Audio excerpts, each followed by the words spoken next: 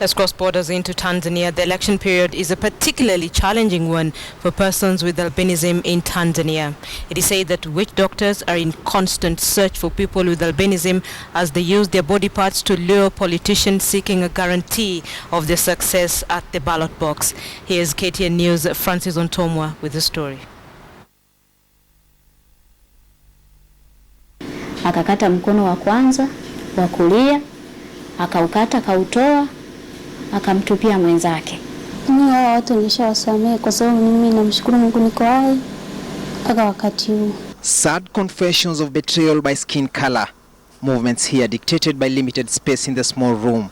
A place these women now call home and forced to spend all their time from dusk to dawn. It's the only safe haven in a treacherous world. They are survivors of an extended onslaught targeting persons with albinism in Tanzania. Their limbs were chopped off. Lucky to live and tell the story is 32-year-old Mariam Stafford, a mother of one, who's been at the rescue center for more than 4 years. The day she lost her limbs is still as vivid as daylight. Aliponiweka lile panga la kwanza kwenye mkono huu alioanza kuukata, yani nilipata nguvu za ghafla, kwa hiyo tukawa tunagombana sana, yani tunagombana sana.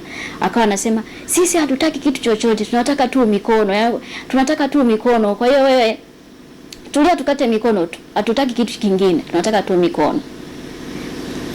Basi aliponiangusha chini ndo akaanza kukata mkono wa kushoto. Mariam was rescued together with her young son and brought to this center under the same sun, an organization that fights for the rights of people living with the condition. Once in a while, they find time to bond, though it's not hard to notice that the young boy still harbors hard feelings on the merciless men who took away his mother's hands. Mungu anatufundisha na Mungu anatuambia tusamehe 7 mara 70. Na ukimsamehe mtu, ukimtoa mtu rohoni, ndipo utaweza kuishi maisha ya amani. This is the room where Mariam Stafford and other people living with albinism have been brought for protection. We are under strict guidelines not to reveal where we are reporting from, but just show you what happens in this room. And when Mariam's spirit feels low, she finds strength in Kola Lusanya, the 19-year-old from Shinyanga who suffered almost a similar ordeal. Nilishtuka usiku. Nilipata maumivu ya ghafla tu kama naota vile. Nikashtuka usiku, nalia. Sasa ninashtuka hivi, nakimbia kwa wazazi wangu. Watu wakakimbia. Sijawafahamu lakini kwa sura. Lakini mimi niliona ni tochi tu basi. Vicky Ntatema is a renowned journalist in Tanzania. In 2010, at the time working for BBC, she won the prestigious Journalist of Courage Award for a story that highlighted the killing of albinos in Tanzania. Today, she has dedicated her work to this cause. I wouldn't say that it's poverty, because people who pay for those organs of persons with albinism are rich people who in Tanzania can afford an arm or even a hand or blood of a person with albinism or even hair for $2,000. That's the starting price. It's particularly unsafe for people with albinism during the electioneering period. We learn that during such times, the hunt for their body parts by witch doctors normally scales up to be used in rituals to win votes for politicians. For me, for someone to stand up and say that I'll fight with you for the rights of persons with albinism, I'll make sure that persons with albinism are protected. I'm asking them, where have you been?